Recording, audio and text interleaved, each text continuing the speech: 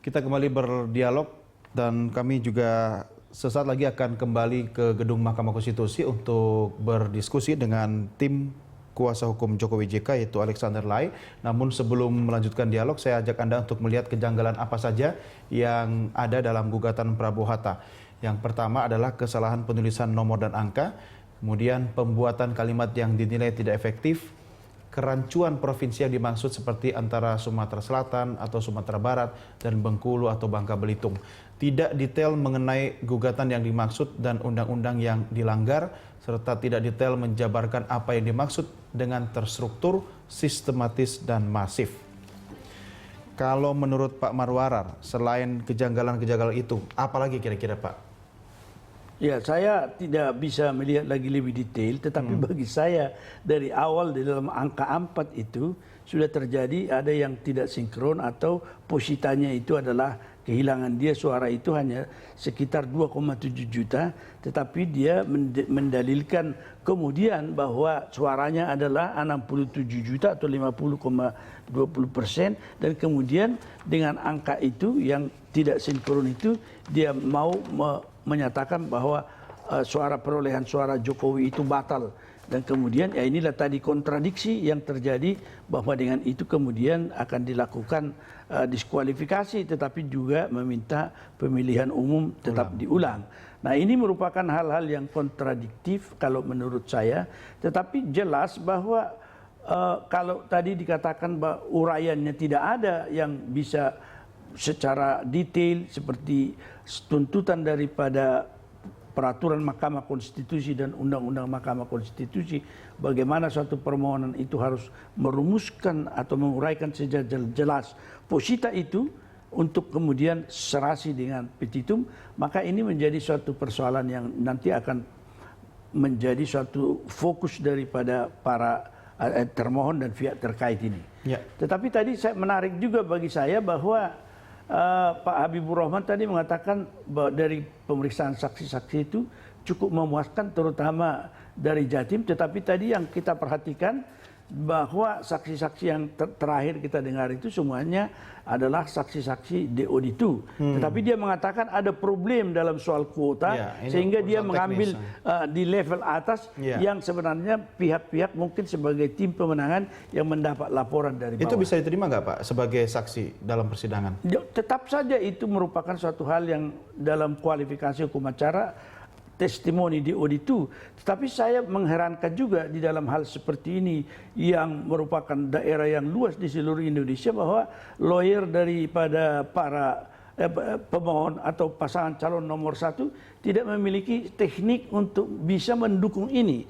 Misalnya apa yang biasa dilakukan itu dengan affidavit, keterangan yang bisa dibawa sumpah, apakah itu melalui Ketua Pengadilan Negeri, sehingga ini yang kemudian menjadi bahan laporan yang bisa juga keterangan diterima, tertulis yang dilakukan di bawah sumpah bisa dibawa bisa dibawa oleh pemohon dan kemudian oleh saksi yang dibawa. Termasuk telekonferensi dong Pak, bisa? Iya bisa saja, tapi kan tergantung MK-nya juga kan? Ya, kesulitan daripada itu pasti mungkin akan diberikan oleh MK itu, karena itu akan mempermudah.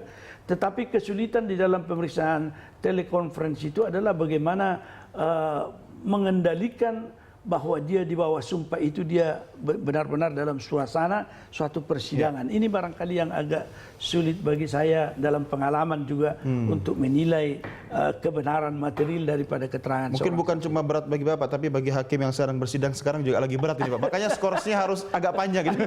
Tapi di sana sudah siap Pak Alexander Lai, ini dari tim kuasa hukum Jokowi JK. Kita akan mencoba berdiskusi bersama beliau. Pak Alexander, selamat malam. Malam Mas Doni. Ya, terima kasih bergabung bersama kami. Ada satu tuntutan kalau kita baca dari tim pembela Merah Putih Prabowo Hatta ini, meminta agar termohon dalam hal ini KPU untuk mendiskualifikasi pasangan nomor urut 2 dan memberitakan untuk pemungutan suara ulang. Soal mendiskualifikasi ini bagaimana komentar Anda? Ya, kita juga heran, tuntutannya kelihatannya sangat serius tapi tidak didukung oleh uraian tentang fakta-fakta pelanggaran yang mereka katakan maupun saksi-saksi yang mereka sampaikan hari ini gitu kan. Jadi memang permintaannya sangat serius, mendiskualifikasi, tuduhannya pun sangat serius, tapi yang kurang gitu kan dari permohonan maupun proses pembuktiannya adalah fakta-fakta konkret ataupun bukti-bukti ataupun keterangan saksi yang mendukung tuduhan-tuduhan yang sangat serius itu. Itu yang kita alami sampai dengan persidangan yang kedua hari ini gitu. Jadi sebenarnya menurut Anda tuntutannya ini serius tapi pura-pura atau main-main? Bukan, tuntutannya sangat serius, tuduhannya sangat serius, tapi tidak didukung oleh bukti-bukti dan fakta-fakta yang konkret sifatnya. Iya. Kalau dalam persidangan hari ini sendiri, bagaimana Anda menilai saksi-saksi yang memberikan keterangan terkait dengan gugatan yang diajukan oleh penggugat sendiri?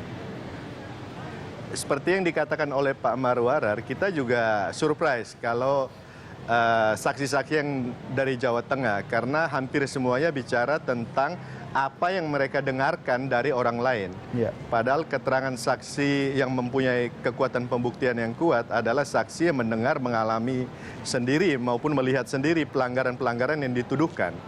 Selain itu di Jawa Tengah pun yang mereka katakan itu pelanggaran-pelanggaran yang sifatnya kalaupun benar terjadi itu sporadis dan melibatkan angka yang sangat kecil, bahkan ada yang bicara tentang 1-2 suara aja gitu. Padahal kalau kita tahu di Jawa Tengah pemilihnya itu sekitar 20 juta itu gitu. Ya. Dan yang perlu diperhatikan juga argumen utama dari pemohon di Jawa Tengah adalah pelanggaran dari DPTKB, yaitu orang yang memilih dengan KTP atau identitas lain atau paspor gitu kan. Dan yang penting juga dicatat bahwa jumlah pemilih yang masuk dalam kriteria DPKTB di Jawa Tengah itu cuma 0,8% dari total pemilih di Jawa Tengah. Jadi angkanya sangat kecil itu. 0,8% itu setara dengan mungkin 100 ribuan lebih, hampir ya 100 ribuan lebih, nggak sampai 200 ribu suara di Jawa Tengah yang memilih dengan DPKTB. Ya. Jadi cuman kurang dari 200 ribu, padahal Anda tahu sendiri selisih suara secara nasional di antara pasangan kedua dan nomor satu itu 8,4 juta lebih.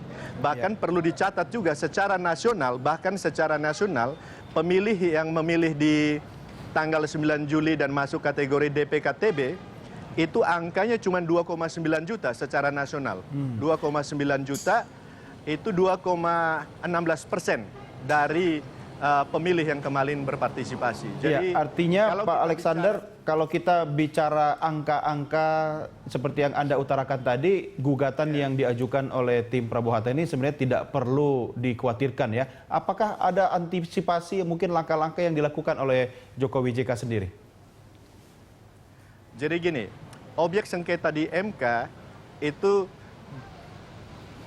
adalah perselisihan yang mampu merubah hasil atau keputusan dari KPU, yang mampu merubah pemenang dari Pilpres kemarin.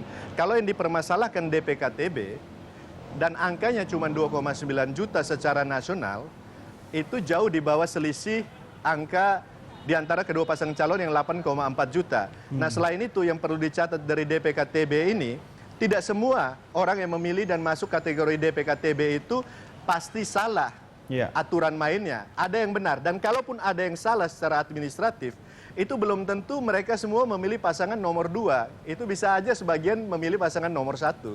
Jadi signifikansinya kalau kita bicara DPKTB, menurut kami rendah. Ya, baik. Pak Alexander, kita break dulu Pak. Kita akan segera lanjutkan diskusi kita di segmen berikutnya. Tetap bersama kami segera kembali.